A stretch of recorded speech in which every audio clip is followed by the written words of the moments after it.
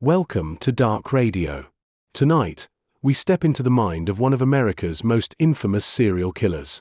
Imagine meeting a handsome, charming young man with an easy smile, but behind his eyes lurks a bloodthirsty demon. How could you ever know that the nice guy next door was in fact a monster in disguise? Ted Bundy was no ordinary criminal. He embodied the terrifying fusion of charm and brutality. With his polished demeanor, intelligence, and uncanny ability to manipulate emotions, Bundy deceived not only friends, lovers, and neighbors, but even the American justice system for years. Born in 1946 in Burlington, Vermont, Bundy grew up in a family full of secrets. From the very beginning, his life was built on a lie. His mother was introduced as his sister to conceal an out-of-wedlock pregnancy. His childhood was marked by contradictions, deception, and a deep sense of alienation, fertile ground for the growth of a distorted psyche. To the outside world, Ted Bundy was a model student, ambitious, and gifted in rhetoric. But in the shadows, he nursed a deadly addiction, the domination and destruction of women. What seemed at first to be the quirks of a troubled young man soon blossomed into the creation of a charming monster. In this first chapter, we will explore Bundy's early years, the warning signs of his fractured mind, and the first steps on his path of terror. This is not just the story of a murderer, it is a reminder that evil often hides behind the most familiar and friendly faces. Ted Bundy attended several universities, from the University of Puget Sound to the University of Washington. He studied psychology, dabbled in law, and even volunteered on political campaigns. To the outside world, Bundy was a bright young man with ambition and a gift for communication. But behind the polished exterior, something far more sinister was growing. His hunger for power and control began to take root during his college years. He stalked and observed young women, especially those with long hair parted in the middle, the type of victim that would haunt his fantasies for years. Bundy didn't just want to look. He wanted to possess, dominate, and ultimately destroy. In 1974, a series of mysterious disappearances began to rattle Seattle and later, several other states.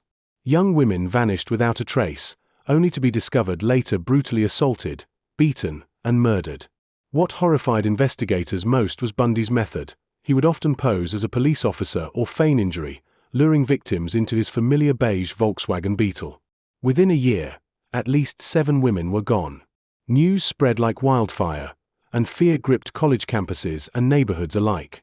Yet no one suspected the charming, well-mannered student they thought they knew. Police began piecing together fragments of evidence. A man named Ted, driving a Beetle, spotted near several crime scenes. But Bundy was too clever, too normal to raise real suspicion. His confidence and ability to blend in turned him into a ghost among the living, always present, yet impossible to pin down. And this was only the beginning of a nightmare that would stretch across an entire decade, as America braced itself for horrors beyond imagination. From 1974 to 1975, Ted Bundy's crimes escalated. The disappearances became more frequent, spreading fear across multiple states. Women no longer felt safe walking alone, especially young college students. On campuses, flyers appeared everywhere warning about a man named Ted, often seen driving a beige Volkswagen Beetle. What made Bundy especially dangerous was his audacity. He didn't just lure victims into secluded areas, he sometimes struck in broad daylight, in crowded public places. One of the most chilling cases occurred at Lake Sammamish State Park, where Bundy approached multiple women in a single day, claiming he was Ted and pretending to have an injured arm. 2 young women vanished that day, both later confirmed to be his victims. Police began to realize they were dealing with an intelligent and brazen serial killer unlike any they had faced before. Bundy had the ability to use crowds as his cover, and his confidence made many of his victims lower their guard. This was his deadliest weapon, charm wrapped in trustworthiness.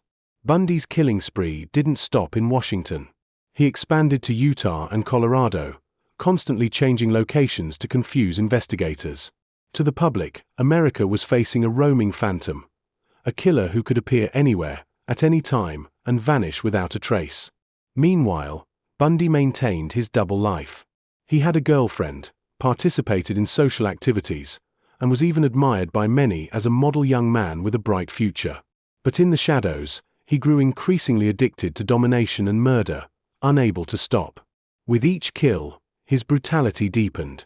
Bundy began keeping remains of his victims, even returning to crime scenes to relive his twisted fantasies. These were no longer just murders, they were rituals, in which he crowned himself judge, jury, and executioner. Police had a name, a face sketch, even a list of suspects. But with thousands of men named Ted and countless ordinary faces, catching him was like searching for a needle in a haystack. America was descending into a new age of terror, and Ted Bundy was still smiling, hiding in plain sight. By late 1975, Ted Bundy's killing spree finally brought him close to the grasp of justice. Following a string of disappearances in Utah, police stopped a suspicious Volkswagen Beetle. Inside, they discovered disturbing items: handcuffs, a ski mask, and rope, the very tools of Bundy's predatory rituals. For the first time, he was squarely in the crosshairs. Bundy was arrested and brought to trial for the kidnapping and assault of a woman who survived. Even in the courtroom, he exuded confidence, often acting as his own attorney. His polished appearance and persuasive speech unsettled many, even swaying observers. It was a chilling demonstration of his manipulative power. But Bundy had no intention of remaining behind bars. In 1977, he executed not one but two daring escapes. The first saw him leap from a second-story courthouse library window while left alone to study case files. He vanished into the woods for several days before being recaptured.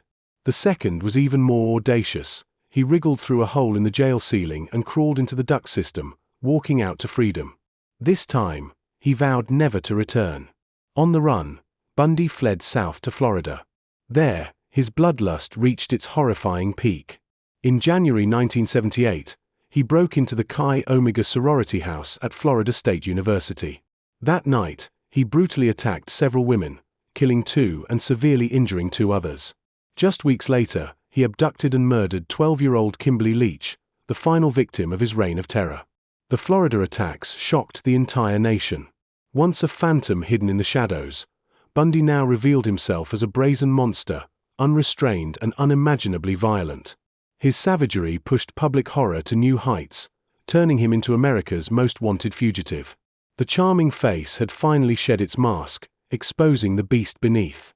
But Bundy's twisted game was nearing its end. In February 1978, after his murderous rampage in Florida, Ted Bundy's luck finally ran out. Driving a stolen Volkswagen Beetle, he was stopped by a patrol officer. Bundy fought violently but was subdued and arrested. The man who had escaped custody twice was now firmly in police hands, and this time, America would not let him slip away. When his true identity was revealed, the nation was stunned. From Washington to Colorado to Florida, countless unsolved murders suddenly connected back to a single name: Ted Bundy. The charming, ambitious man once seen as a future politician was unmasked as the embodiment of evil. Bundy's trial in Florida quickly became known as the trial of the century.